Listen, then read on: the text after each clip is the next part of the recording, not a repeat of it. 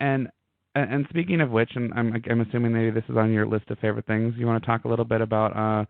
I believe it's a dream come true. You just sang with the Mormon Tabernacle Choir. Oh yeah, that was amazing. That's got to be on one of your favorite things of 2010.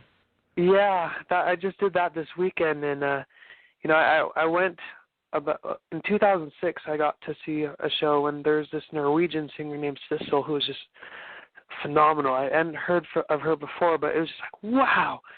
And then one of my favorite singers that has inspired me sang last year, Natalie Cole. So it was just. I love Natalie Cole. I have the greatest Natalie Cole story, and I'm not going to say it right now, but I will tell you. One of the most generous and gracious and fantastic people I've ever had the pleasure of meeting, and beyond talented. Oh, cool. Yeah, she's one of my favorite singers. So it was just cool. Did you get to actually duet with her, or were you just part of the same show? No, she was the special guest, the last special that the choir did. Okay. So it was just neat to kind of follow someone I admire so much in a way. Yeah. So it wasn't the same show, but it was just cool. It was cool getting to sing the songs. Some of my favorite holiday Christmas songs, and getting to sing with a full choir and an orchestra, and each night there were 21,000 people, and it was pretty overwhelming, especially the first night. I was like, I don't know if I'm going to do this, but it was, after, over the next few nights, it was just so cool, and it was one of the highlights of my year and probably my life. Because I was able to also have my family there. Almost all my family got to come see the show, and it was just really cool to have them there. They just came from different parts of the country, and it was really special. It sounds beautiful, and I believe, is it true that it's going to air next Christmas? Yeah. So actually, Natalie Cole's, when she performed last year, that's airing now, and her DVD and CD with the choir just came out now, and it's available. So I'm going to have to get that one. Yeah. So my performance will be on next year, and it will be airing on PBS next year. And let me guess, if I do the math here, and this is not a guarantee, obviously, but it sounds like maybe there's a chance you'll be the special guest next year, kind of like a coronation sort of thing. I'm just putting it out in the universe. So maybe you'll be the special guest next year, like Natalie Cole was this year. Well, she was the special guest last year. Oh, she wasn't. Was the special guest this year. Oh, so she didn't perform at all this year? No, but That's the piece that I missed, but she did it the year before. I get it. It's okay, David. I haven't had enough coffee today. Sorry. It's okay. But I do have a time. Maggie FOD from Illinois. She did write in this question, which pertains to this. When you were younger, did you aspire to be a member of the Mormon Tabernacle Choir, and did you ever imagine yourself singing with the choir? I always admired hearing them. They sing inspirational music, and it's great. They sing wonderful songs, and songs that really impacted me. So one of the songs, the most influential songs, is an arrangement they did of a song called "Come Thou Fount of Every Blessing," and I just think it's just such a cool and humbling song, and so just being able, I never imagined getting to sing. I always thought, how cool would it be to get to sing with them? I remember the first time I'd ever seen them do kind of like a performance kind of thing was one time when Gladys Knight sang with them, and I just thought, wow, that is so cool, and it was just, I wasn't actually there, but I just watched it on TV. And it was just so cool to see Gladys Knight singing with the choir, and I just thought, how amazing would that be? And I never thought it would actually ever happen. But it seriously was a dream come true, and there was just such a cool feeling there. and it was just neat because people from all over the world come to see the show because I guess it's the number one. It's the number one rated PBS special.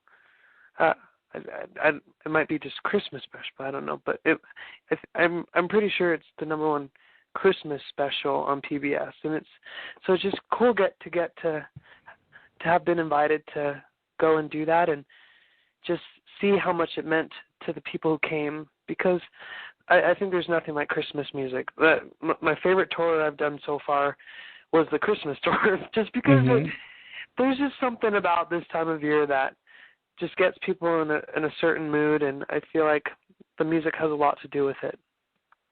It is nice. I think there's a collective thought of everybody sort of, wanting to just sort of bond and be together and be merry, and it's definitely a beautiful time of the year. Yeah. On that note, you're talking about, because there's a question goes also well with that. So when you're after a performance, especially like that, and this is from Karen from Texas, I want to make sure I give her shout out. But after a performance like that, when the adrenaline is high and you're all pumped up, what do you like to do to wind down, or how do you calm down after something? I mean, that especially like that performance with the Tabernacle Choir, that's a lot of energy. It actually takes a lot of energy out of you because you're just trying to put so much into it. Another thing I kind of compare it to is like the finale of American Idol. It's just you're just giving so much, not just with like the way you're singing, but just trying to give it your all emotionally and concentrating on it and your focus. So you don't have like a ton of energy afterwards, like compared to like a pop show where it's just about having fun. It's more like you're panting out of breath.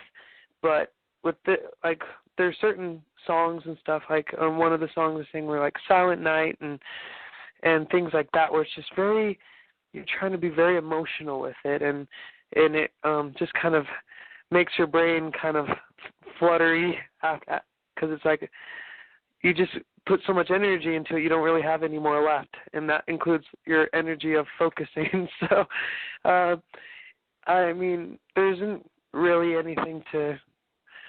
I mean, I don't know. It's not like I do anything after a show unique or special.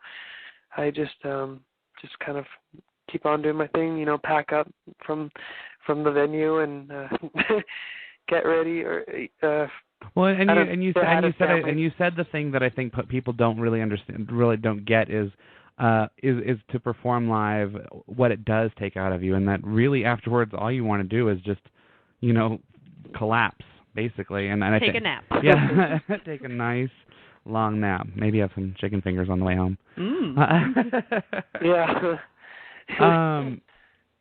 And so going back to your favorite things of 2010, how about I believe you released a pretty good album this year. Oh, is that somewhere on your list?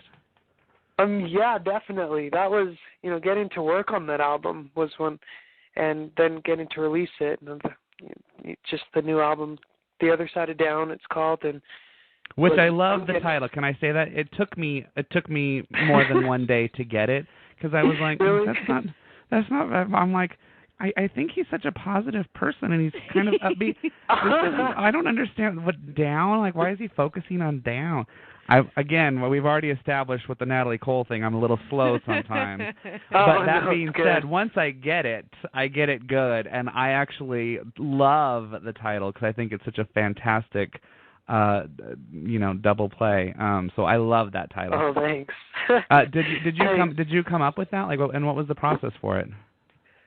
Well, it's the title we got from one of the songs. So there's a song that it's the title track of the album, The Other Side of Down, and I just felt like it was the song that really just represented the stage of my life that I was going through, and just where it's like, man, life is confusing. Where do we go? I don't know what I'm supposed to do next, and there's so many different. It's like, what is the right thing to do? And man, I have no idea. and I don't know how I'm gonna how I'm gonna keep going along. But it's like life is hard, but life is good, and there's so many good things happening at the same time, and it's just about the most important thing to do is just to keep on moving forward and moving ahead, climbing and fighting, putting one foot in front of the other, and looking at things in a different perspective. So you can look at things. So it's like instead of looking at everything, everything's just negative and horrible and down, it's like, well, look at the other side of down.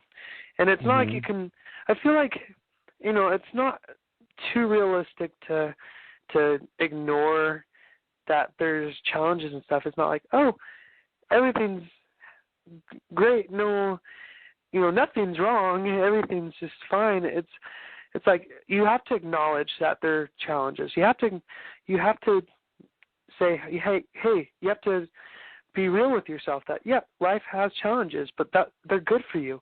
Who said that they were horrible curses and things like that? They're what make you grow. They're what make you a mature person. And the people the people we see who go through the most in life but stay strong and we're able to keep a good attitude are the people that others really look up to and respect and admire because of what they're able to learn. And I just just keep a good attitude about it, and then you'll be able to see the good things even in those hard times. And what a beautiful, especially for your age, not to make myself sound too old here, but I mean, but here I am. I'm 36, and I feel like I'm only just now really trying to live that way. I mean, that's why I started the show. I was tired of all of the negative stuff out there. I started the show because I wanted to talk about what's right. Everybody always focuses on what's wrong. I want to talk about what's right. I want to talk about the people that are doing good things. I don't want to gossip. I want to celebrate the good stuff. And but I'm just now finding that like I said, here in my mid-30s, is this something like, obviously this huge influence from your family, but have you always had this really wonderful attitude? Well, and if so, where did it come from? No, I didn't actually. I think I just had to learn really fast and I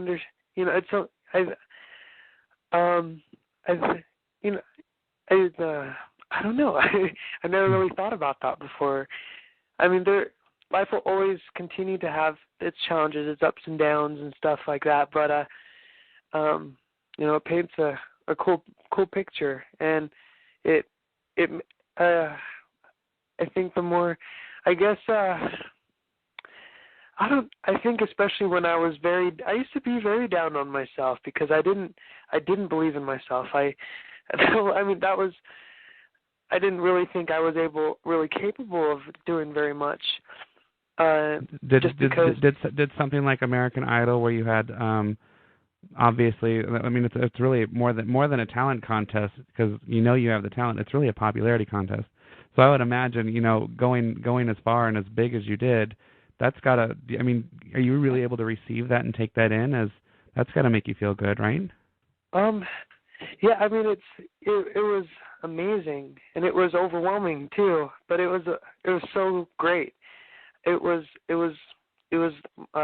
music kind of singers boot camp, and you just learn as you go. And I think that's kind of how life always is.